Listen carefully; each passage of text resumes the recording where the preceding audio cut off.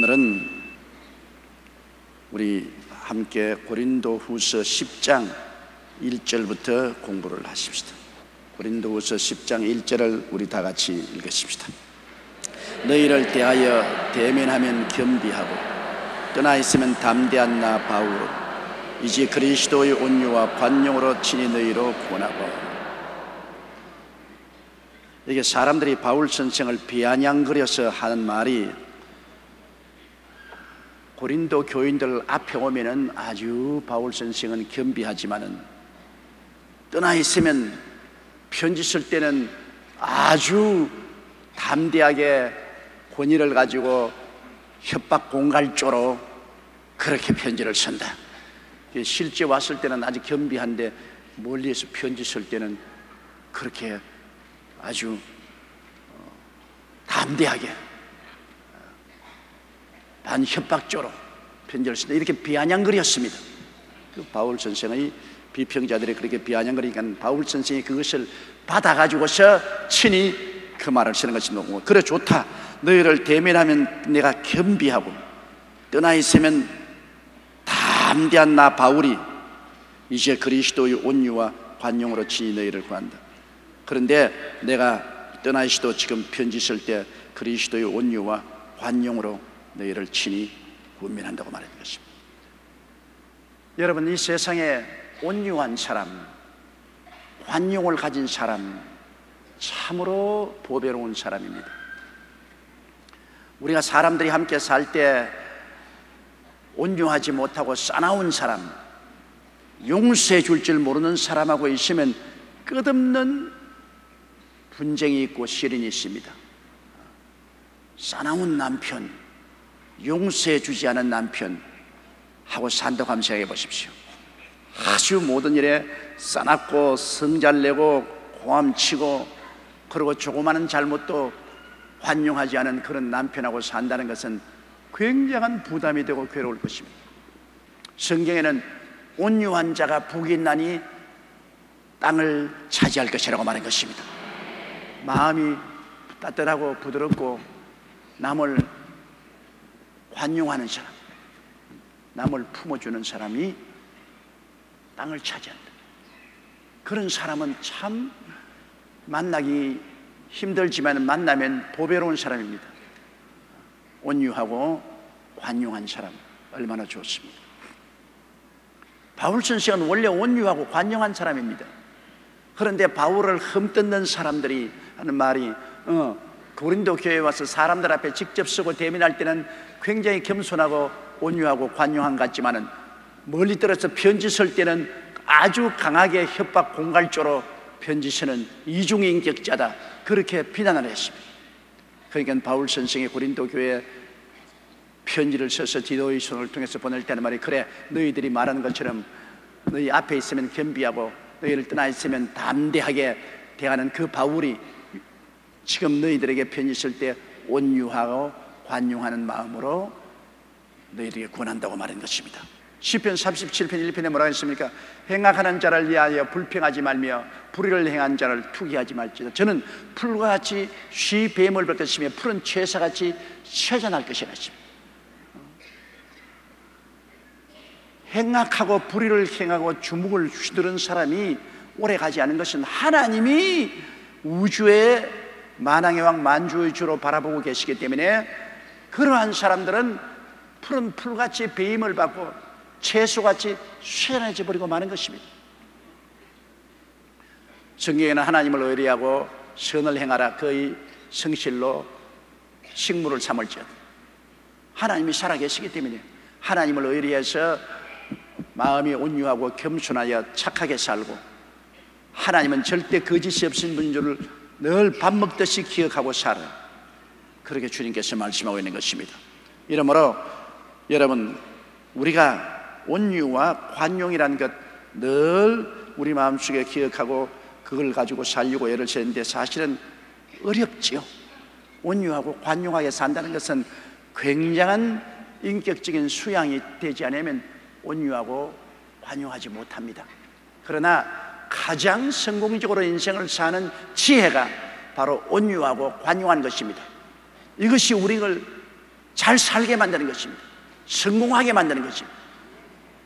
최후로 승리하게 만들고 축복받게 만드는 것입니다. 사나운 자가 땅을 차지할 것이라고 말하지 않았습니다. 온유한 자가 땅을 차지할 것이요 풍부한 화평으로 즐기리라고 성경은 말씀하셨습니다. 그러면 땅을 차지하는 것은, 이 땅에서 성공하고 사는 것은 온유하고 관용하는 사람이 성공하고 산다는 것입니다. 그 다음 2절요. 또한 우리를 육체대로 행하는 자로 여기는 자들에 대하여 내가 담대히 대하려는 것 같이 너희와 함께 있을 때 나로 하여금 이 담대한 태도로 대하지 않게 하기를 원하노라.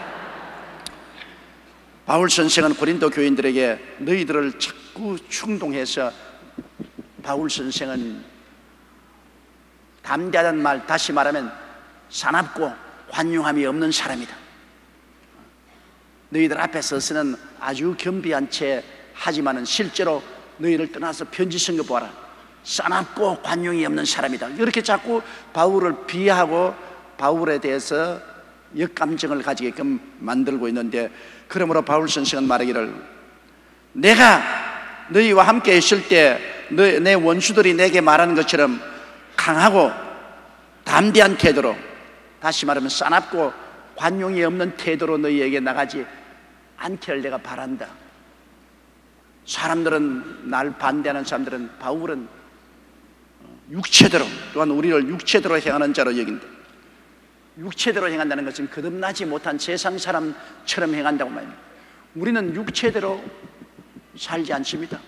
우리는 예수 그리스도 안에서 거듭나서 신령한 사람으로 살지 육체대로 살지 않습니다. 여러분, 예수 믿기 전에 우리가 하는 대로 욕심과 탐심의 중심을 하고 미움과 분노를 가지고 살지 않습니다. 예수 안 믿는 사람은 다 욕심과 탐심으로 살고 미움과 분노로 살지 않아요. 그러나 우리는 탐욕으로 살지 않고 하나님을 의지하고 살고, 분노로 살지 않고 미움으로 살지 않고 사랑으로 살고 관용으로 삽니다. 그러므로 사람들은, 바울을 반대하는 사람들이 바울은 육체대로 행하는 자, 그런 사납고 관용함이 없고 탐욕과 욕심을 가지고 행한다고, 그렇게 말한 사람들에게는 내가 담대하게 대할 수가 있다. 그 사람들에게는 그들이 우리를 그런 사람으로 안적, 우리도 그 사람들에 대해서는 사납고 관용함이 없이 대결할 수가 있지만은, 그러나 너희들에 대해서는 우리가 그런 사람이 아니라는 것을 말하고 있는 것이니 제발 우리를 육체대로 행하는 사람으로 생각지 말아다오. 육체대로 행하는 사람으로 안다면 우리도 너희들 앞에 가서 싸납고 용서함 없이 행할 것 아닌가. 그러나 너희들에게 가서는 관용과 사랑을 가지고 대하기를 원한다고 말하고 있는 것입니다. 3절요. 우리가 육체에 있어 행하나 육체대로 싸우지 아니하노니. 우리 사람 사는 것이니까 다 육체를 가지고 살잖아요. 우리가 영혼만 가지고 살고 있지 않잖아요. 우리는 육체를 때리고 삽니다. 그러나 우리가 육체대로 싸우지 아니합니다. 우리의 신앙생활이란 영적인 전쟁 아닙니까? 우리는 싸움은 혈과 육에 대한 것이 아니요 정사와 권세와 이 세상 어두움의 주관자들과 공중의 권세자만 악의 영들에 대한 싸움이니까 우리는 신령한 싸움을 싸우지 육체로 싸우지 않습니다. 그러므로 우리 신앙생활의 싸움이란 것은, 문제는 육체대로 싸워서 해결할 문제가 아닙니다. 교회에 문제가 생기고 성도 간에 문제가 생기고 마귀의 알력이 생기면 우리가 육체대로 싸운다면 같이 그냥 주먹으로 때리고 서로 고소 고발하고 물고 찢고 육체대로 하는 것이죠. 그러나 우리는 기도로서 싸우는 것입니다. 영적인 싸움은 말씀과 기도로 싸우는 것입니다. 우리는 말씀으로 무장하고 기도로서 싸워서 원수 마귀를 이기면, 원수가 물러가 버리면 조용해져요. 말쟁이가 집에서 떠나면 가정이 조용해집니다. 그러나 가정에 말쟁이가 있으면 조용하지 않잖아요. 아무리 가정을 평탄하게 만들려고 해도 가정에 말쟁이가 있어가 자꾸 요 말 물어 저 말 대고 저 말 물어 요리 가지고 자꾸 이간 붙이고 이러면 조용하지 않는데, 말쟁이가 떠나가 버리면 조용해집니다. 마귀가 떠나가 버리면 조용해져요. 마귀가 있으면 자꾸 흥분시키고 이간시키고 시기, 분노, 질투를 일으키고, 그러므로 마귀 때문에 뭐 소요스럽기가 말 수 없어요. 그러면 그 마귀의 배후에 충동이 있는 줄도 모르고 서로 욕하고 미워하고 물고 찢고 싸우고 육체대로, 그러면 파멸당하죠. 그러나 원인하고 싸워야 돼요. 그 배후에 뭐가 있느냐? 눈에 안 보이는 마귀가 충동을 하고 있으니까 마귀는 말씀으로 싸우고 기도로 싸워요. 말씀과 기도로 싸워서 마귀가 쫓겨나가 버리면 조용해지고 마는 것입니다. 나무가 막 바람에 휘날립니다. 그 나무를 바로 잡으려고 아무리 애를 써도 나무가 자꾸 흔들리는데, 바람을 잡아버리면 나무가 편안하게 있을 거라는 것입니까? 아이고, 우리 집안에 바람 잘 날이 없다, 우리 교회에 바람 잘 날이 없어, 우리의 회사에 바람 잘 날이 없어. 그 바람이 뭡니까? 그 마귀가 자꾸 바람을 일으키니까 바람 잘 날이 없잖아요. 그러면 바람을 잡아야 돼요. 바람이라는 것은 우리가 말씀과 기도로 잡는 것입니다. 예수 그리스도의 보혈과 말씀과 기도로서 우리가 마귀를 대적하면 마귀는 한 길로 왔다가 일곱 길로 도망을 치게 되는 것입니다. 마귀를 물리치면, 바람이 자면 흔들리는 나무가 조용해집니다. 마귀의 바람이 자면 가정도 조용하고 교회도 조용하고 생활도 조용해지는 것입니다. 그러므로 우리가 육체에 있어 행하나 육체대로 싸우지 아니합니다. 우리는 육체로 싸우지 않습니다. 우리는 왜냐하면 안 믿는 사람은 영적 세계를 모르기 때문에 눈은 눈으로, 이는 이로, 주먹은 주먹으로 갚지만은 우리 믿는 사람은 육체만 가지고 있지 않습니다. 우리 속에 거듭난 신령한 사람이 들어와 있습니다. 신령한 사람의 눈을 통해서 보니까 육체대로 일어나는 모든 현상 배후에는 사탄이 있다. 마귀와 그를 따르는 귀신들의 역사가 있다. 그러므로 우리는 낮은 단계로 육체로 싸우지 아니하고, 우리는 고급한 단계로 육체를 조종하는 뒤에 있는 원수 마귀와 싸운다. 그러면 아까 찬송할 때 우리들의 싸울 것은 육체 아니요 우리들의 싸울 것은 뭐라고 했습니까? 권세 아니요 마귀 권세이며 싸워 깨쳐버리고, 열심히 말씀과 기도로서 싸워서 원수 마귀를 물리치는, 이것이 우리의 싸움인 것입니다. 우리는 육체대로 싸우지 않아요. 그러면 여러분 꼭 아세요. 여러분은 육체를 가지고 있으나 예수 안 믿는 사람은 영이 죽었기 때문에 육체대로 사람입니다. 육체대로 사람입니다. 그러나 우리는 영이 살아서 하나님의 형상과 모양대로 지음받은 속사람이 살아있기 때문에 우리는 육체대로 사람이 아니고 우리는 거듭난 신령한 사람들인 것입니다. 옆에 있는 분들에게 당신은 신령한 사람입니다, 그렇게 말씀해 주세요. 육체대로 사는 사람은 저급한 사람이고, 신령한 삶을 사는 사람은 고급 사람인 것입니다.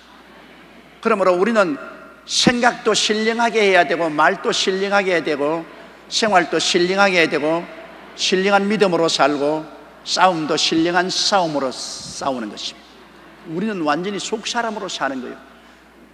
거듭나기 전에는 그 사람으로 살았지만 이제는 속 사람으로 사는 거예요. 그 사람으로 살 때는 인간의 지혜와 지식과 총명과 감각과 이성과 판단을 통해 살지만 신령한 사람은 믿음으로 사는 것입니다.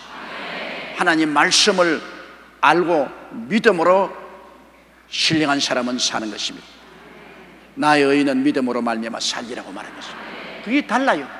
세상 사람들은 인본주의로 살고 우리는 신령하게 삽니다. 신본주의로 삽니다. 세상 사람은 인간의 수단과 방법으로 살고 우리는 믿음으로 사는 것입니다. 그러므로 우리가 육체에 있어 행하나 육체대로 싸우지 아니한다.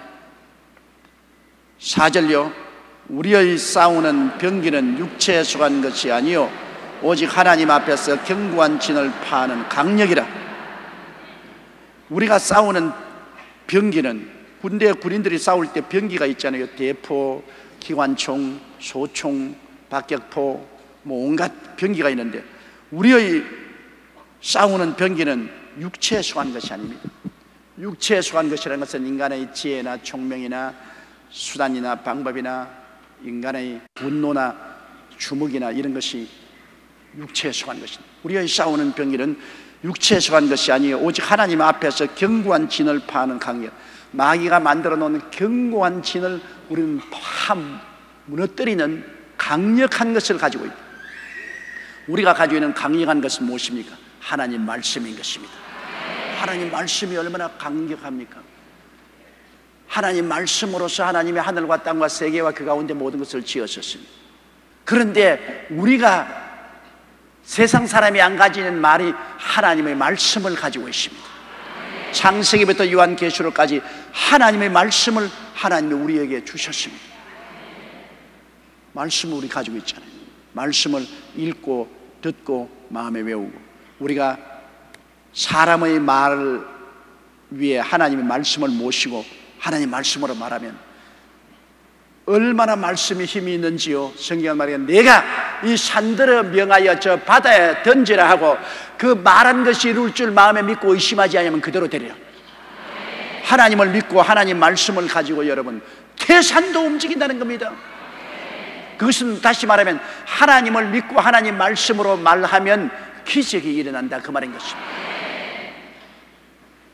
시간과 공간과 물질이란 3차원의 세계는 말씀이란 4차원의 세계를 가지고 다스리는데, 그것도 하나님 말씀은 죽은 자를 살릴 힘이 없는 것을 잊게 하는 위대한 힘이 있는 것입니다. 그러므로 잘 살려면 말 조심해야 돼요. 말 조심해야 돼요. 내가 말을 가지고서 아유 나는 못 산다, 나는 망해, 나는 너무나 가난해, 나는 좌절과 절망이야, 희망이 없어, 그러면 이 말은 4차원의 세계이기 때문에 3차원을 다스려요. 그래, 여러분 3차원 세계인 시간과 공간과 물질, 여러분의 세계, 아 그래 망한다고? 그럼 망하자. 못 산다고? 못 산 대로 가자. 절망이라고? 그래 우리 다 절망으로 가자. 그렇게 다스리는 겁니다. 그러나 여러분이 아무리 공허하고 혼돈하며 흑암이 깊음에 있을 때도 말씀을 긍정적으로 비치시라, 말씀으로 올바르게 하는 겁니다. 할 수 있다, 나는 승리한다, 잘 산다, 치료받는다, 산다.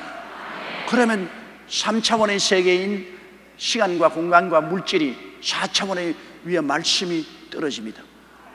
지금 못 사는데 잘 산다 그런다, 그럼 우리 잘 사는 대로 가자. 못 되고 있는데 잘 된다 그러니까 잘 된 대로 가자. 모든 것이平안하다 근데 지금 안平안한데 그러니까平안한 대로 가자. 말씀이 운명을 조종하는 것입니다. 어마어마한 힘이 인간의 말 속에 있는데 그것보다도 창조적인 능력이 하나님 말씀에 있는 거죠. 그게 강력입니다. 어떠한 사탄의 진도 무너뜨리는 강력이 바로 말씀에 있는 것입니다. 하나님 말씀에 있습니다. 말씀으로 살리기도 하고 말씀으로 죽이기도 해요. 그냥 귓등으로 이리 듣고 이리 놓지 마시고 말씀이 얼마나 힘이 있다는 것을 알고 여러분의 미래의 운명을 말씀으로 변화시키십시오. 오중복음과 삼중축복을 늘 믿고 입술로 고백하면 오중복음과 삼중축복의 미래를 창조할 수 있게 되는 것입니다. 그렇게 중요하죠. 우리의 싸우는 병기는 육체에 속한 것이 아니요 오직 하나님 앞에서 견고한 진을 파는 강력. 말씀은 강력하지요. 그리고 예수님의 보혈의 능력이 얼마나 강력합니까? 하나님은 우리에게 말씀을 주셨고 보혈의 능력을 주셨고 그 다음 또 성령을 주셨습니다. 성령을 주셨습니다. 우리가 마귀의 진을 회파하는 능력은 말씀과 보혈과 성령인 것입니다. 그걸 가지고서 우리가 기도하면은 하나님의 능력이 나타나서 어떠한 마귀의 강력한 진도 다 허물어뜨리는 강력이 되는 것입니다. 5절요 모든 이론을 파하며 하나님 아는 것을 대적하여 높아진 것을 다 파하고 모든 생각을 사로잡아 그리스도에게로 복종케 한다. 인간적인 모든 이론을 하나님 말씀의 능력으로 파하고 하나님 아는 것을 대적하는 무신론자, 무신론적으로 높아진 것을 다 하나님 말씀이 파하고 모든 인간의 생각을 사로잡아 예수께 복종하게 만드는 것이 말씀의 능력인 것입니다. 말씀의 능력, 말씀과 보혈과 성령의 능력은 모든 인간의 이론을 다 파하고 교만을 다 끌어내리고 모든 사람의 생각을 사로잡아 예수께 복종하게 만드는 것이 말씀의 위대한 능력인 것입니다. 그러므로 바울 선생은 말하기를 모든 인간의 이론을 하나님 말씀으로 다 파해버립니다. 인간의 이론이 어떻게 하나님의 말씀을 대적할 수 있냐. 그리고 하나님 아는 것을 대적하여 높아진 것을 다 하나님 말씀이 다 끌어내리고 모든 생각을 사로잡아 그리스도에게 복종케 한다. 하나님 말씀을 가지고 우리 그리스도에게 복종하게 만든다. 예수 그리스도는 하나님 아버지와 더불어 우주와 만물을 지으신 창조주이시겠지. 창조주 주님께 우리가 복종해서 살아가야지. 창조주를 등 돌리고 높아지면 됩니까? 오늘 바울 선생은 하나님 말씀을 가지고 모든 이론을 파하고 하나님 아는 것을 대적하여 높아진 것을 다 파하고 모든 생각을 사로잡아 그리스도에게로 복종케 한다고 했습니다. 6절요. 너희의 복종이 온전히 될 때 모든 복종치 않은 것을 벌하려고 예비하는 중이다. 그래서 바울은 말하기를 너희 복종이 온전히 될 때까지, 아직까지 고린도 교인들은 하나님 말씀에 온전히 복종하지 못하지 않았습니다. 그러므로 너희 복종이 온전히 될 때에 그 이외에 모든 복종치 않은 것을 내가 가서 심판하겠다. 여러분, 우리가 복종한다고 해도 모자란 점이 너무나 많잖아요. 우리가 우리 삶을 하나님 중심으로 그 나라와 그 일을 먼저 구하며 산다고 하면서도 우리의 삶 속에 복종하지 못한 것들이 굉장히 많잖아요. 성령이 이런 것을 자꾸 꾸짖으시고 우리를 점점 더 복종하게 만들잖아요. 고린도 교인들이 하나님 앞에 믿는다고 하면서도 온전한 복종이 안 됩니다. 그러므로 바울 선생은 말하기는 말씀을 통하여 너희가 온전히 복종하게 될 때, 그 다음 내가 가서 복종치 않은 다른 것들을 다 벌을 하겠다는 것입니다. 우리는 하나님께 온전히 복종하려고 끊임없이 노력을 하고, 우리가 복종치 못한 것은 하나님이 끊임없이 꾸짖고 우리 벌하는 것입니다. 주를 믿으면서도 성수주의를 못하는 사람 많지 않습니까? 믿는 것은 복종하는데 온전하지 못하지 않아요.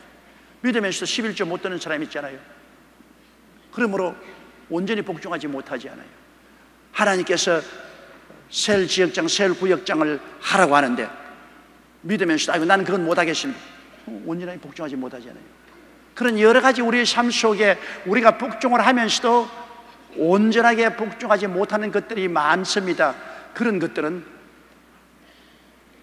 우리가 말씀을 들어서 우리가 스스로 심판받고 성령이 심판하고 꾸짖고 회개시키고 온전하게 만들어주는 것입니다. 7절요. 너희는 외모만 보는도다. 만일 사람이 자기가 그리스도에게 속한 줄을 믿을진대 자기가 그리스도에게 속한 것 같이 우리도 그리한 줄로 자기 속으로 다시 생각할 것이라. 사람을 외모를 보고 판단하면 안 돼요. 이 바울 선생은 너희들이 우리 외모만 보는데 자기는 예수 믿고 하나님의 자녀가 되고 왕같은 제상이요 거룩한 나라요 거의 소유된 백성인 줄 믿고 있으면 우리도 그와 같이 예수 그리스도를 믿고 태가진 족속이요 왕같은 제상이요 거룩한 나라요 거의 소유된 백성인 줄을 너희들이 인정해야 될 것이 아니야. 너희들만 하나님께 속하고 우리들은 하나님께 속하지 않은 사람처럼 외모만 보느냐. 사람이 여러분 외모만 보아서는 안 되죠. 속이 누군지를 알아야죠. 제가 옛날에 이발을 하러 턱 갔는데 이발소에 가서 턱 앉으니까 면도하는 아가씨가 오더니만 야, 꼭 조 목사님 닮았네 그러더라고.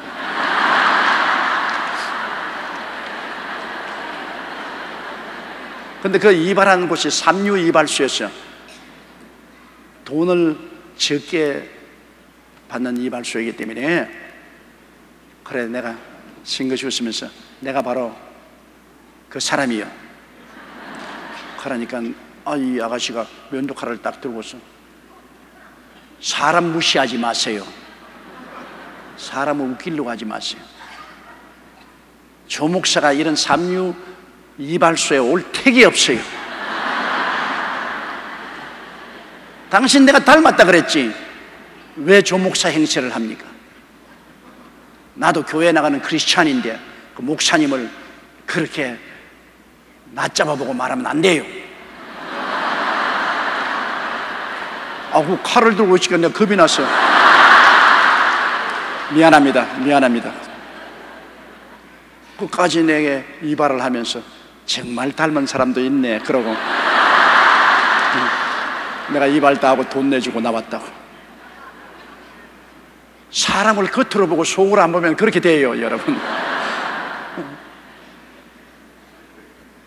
하버드 대학에 헐무리한 옷을 입은 노인 부부가 찾아와서 그 총장 문에 들어가는 문지기에게 총장님을 좀 만나게 해 주십시오.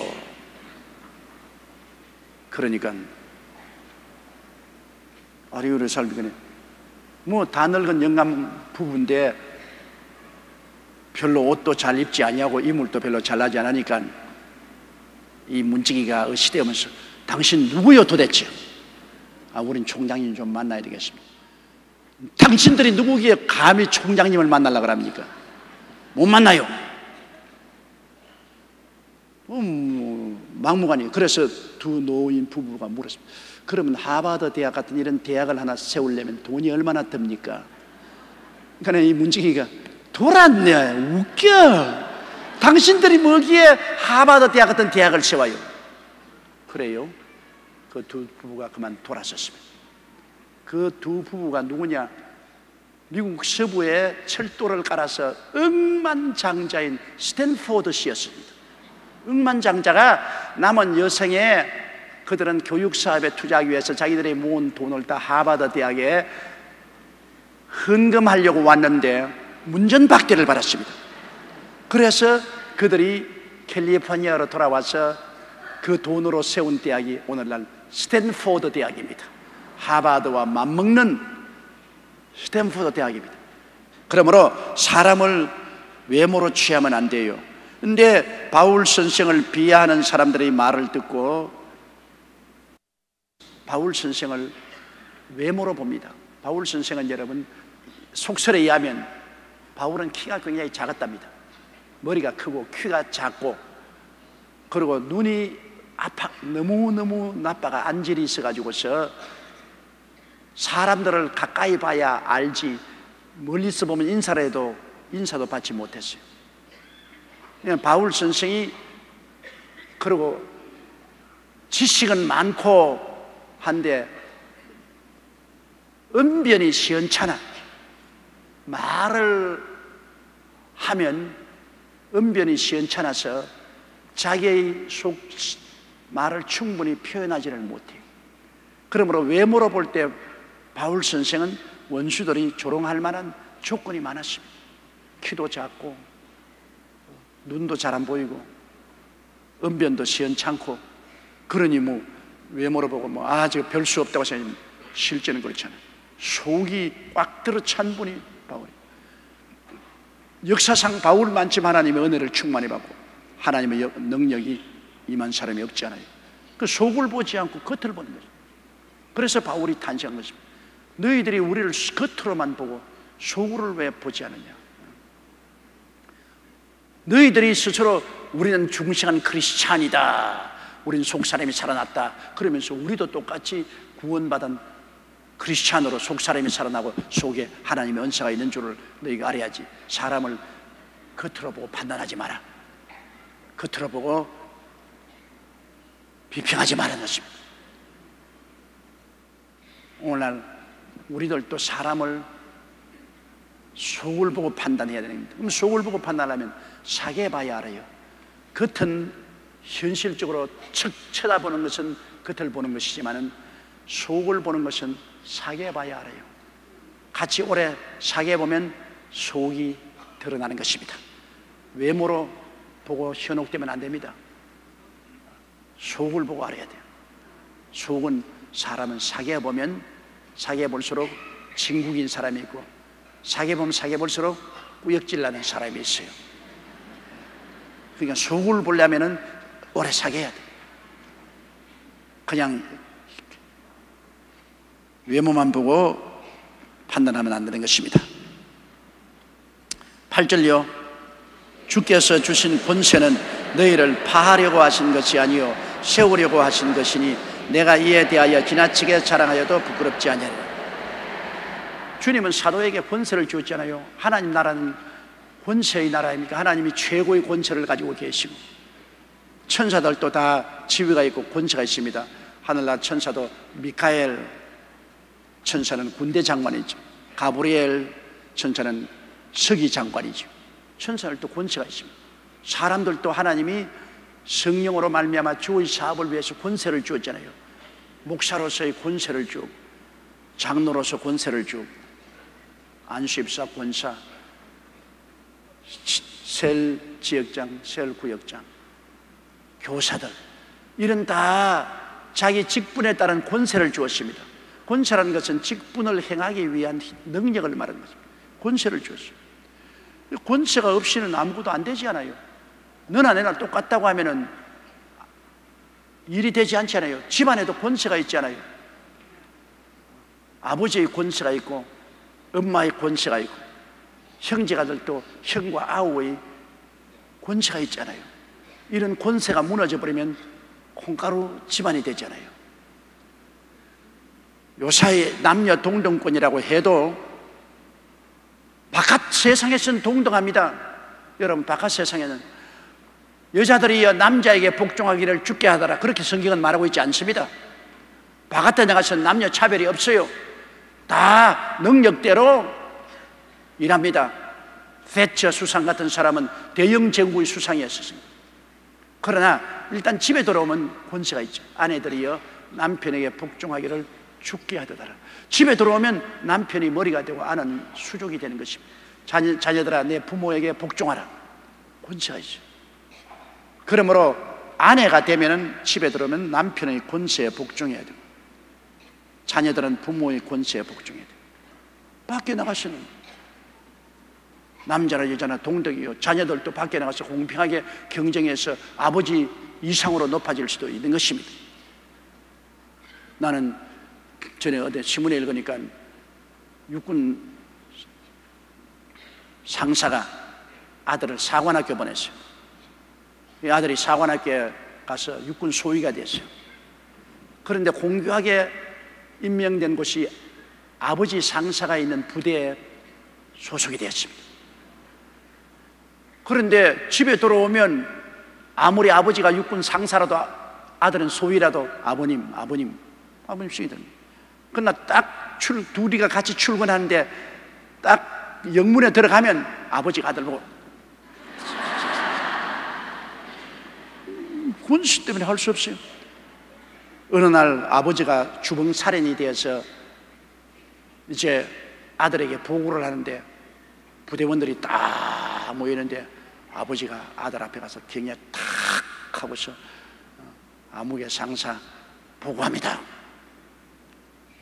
그 아들이 아버지에게 보고를 받고 경에 탁 하니까 아버지가 경에 탁 하고 해산. 해산시켜놓고 아들이 아버지 앞에 나가서 무릎을 꿇었어요. 아버지 미안합니다. 그러니까 아버지가 아들에게 했습니다. 야, 이 사람아, 이게 어디라고 이런 짓을 하느냐? 집에 있을 땐 내가 너희 아버지고 너는 내 아들이지만은 이것은 군대야. 군대는 계급사회야. 이게 네가 내 상사고 나는 너희 부하야. 여기에서 이렇게 하면 안 돼. 그렇게 했다는 이야기를 읽어보았습니다. 여러분, 그러므로 이 모든 사회 조직이라는 것은 권세에 연결이 되어 있는 것입니다. 권세는 위에서 나지 않은 의미 없다고 하나님이 주신 것, 권세입니다. 이러므로 바울 선생에는 사도로서 하나님이 권세를 주었습니다. 사람들이 인정하려고 하나 안 하거나 권세에는 하나님의 능력이 따른 것이죠. 바울 선생은 말하기를 내게 주신 권세는 너희를 심판하고 너희를 벌하고 고통을 주려고 하는 것이 아니라 너희를 세우려고 하신 것이, 너희를 영혼이 잘되고 범사에 잘되며 강건하고 생명을 얻되 넘치게 얻도록 너희를 세워주려는 꼭 하나님 내게 권세를 주었다는 것입니다. 그것이 참 주의 종의 고백입니다. 이거는 목사가 강단에 서 있는 것은 교인들을 그냥 다스리고 교인들을 심판하고 괴롭히려고 하는 것이 아니라 어찌한지 교인들이 신앙을 얻고 하나님의 은혜를 받도록 하려고 하는 권세를 받은 것입니다. 교인들을 괴롭히는 것 아닙니다. 여러분, 이단 사설의 교주들은 뭘 합니까? 교인들을 탈취합니다. 교인들의 재산을 탈취하고 삶을 탈취합니다. 언제나 여러분께서 이단인지 아닌지 알려고 하면 이단의 교주들은 자기가 뭐 재림주니 자기가 어떤 사람이니 할지라도 그 권세를 가지고 교인들을 탈취합니다. 교인들의 재산을 탈취하고 시간을 탈취하고 생활을 빼앗아갑니다. 그리고 교인들을 짓밟고 다스립니다. 그래서 교주가 큰 부자가 되고 큰 세력을 갖게 되고 이러한 것은 거의 다 이단과 사설입니다. 참된 주의 사자는 하나님께 받은 권세가 다른 것이 아니고 교인들을 세워주는 것입니다. 어찌하는지 말씀을 통해서 기도를 통해서 성도들이 영혼이 잘됨 같이 범사에 잘되며 강건하고 생명을 얻되 넘치게 얻도록 애를 쓰고 힘을 쓰는 이것이 진실한 하나님이 주신 권세인 것입니다. 그러므로 바울 선생이 말하기를 주께서 주신 권세는 너희를 파하려고 하는 것이 아니라 세우려고 하신 것이니 내가 이게 대하여 지나치게 자랑하여도 부끄럽지 아니라 나는 어느 곳에서도 너희를 세웠지 파하지 않았다. 그러나 나를 비난하고 나를 참수하는 사람들은 가는 곳마다 너희들에게 월급 더 내놓아라, 헌금 더 내놓아라, 더 봉사해라 이렇게 자기들을 섬기라고 했지. 나는 안 그랬지 않느냐. 난 너희 세우려고 내가 있는 힘을 다해서 희생을 했지 않느냐. 이것은 내가 아무리 자랑을 해도 지나치지 않다고 바울은 말한 것입니다. 그러므로 거짓 선지자인지 아닌지를 알려면은 목사뿐 아닙니다. 장로, 안수집사, 권사, 셀리더 누구든지 자기에게 주어진 권세를 가지고 남의 것을 빼앗으려고 하는 것은 가짜입니다. 옛날에는 셀리더들이 구역원들에게 빚을 내리 모아가지고서 온 계를 해가지고 돈 가지고 야간 도주한 사람이 많았어요. 그거는 전부 다 이리가 양의 털을 쓰고 오는 사람입니다. 또 교회 직분 가진 사람, 장로나 안수집사나 권사, 내가 교회 장로인데 내 명령을 들으시오. 다단계 판매에 가입하시오. 장로가 내가 말하는데 왜 안 들어? 다단계 들어와. 가짜입니다. 가짜입니다. 그 권세를 가지고서 남을 탈취하려는 것은 가짜입니다. 절대로 그게 손으로 넘어가면 안 돼요. 하나님이 주신 권세는 세우는 것이지 파괴하는 것이 아닙니다.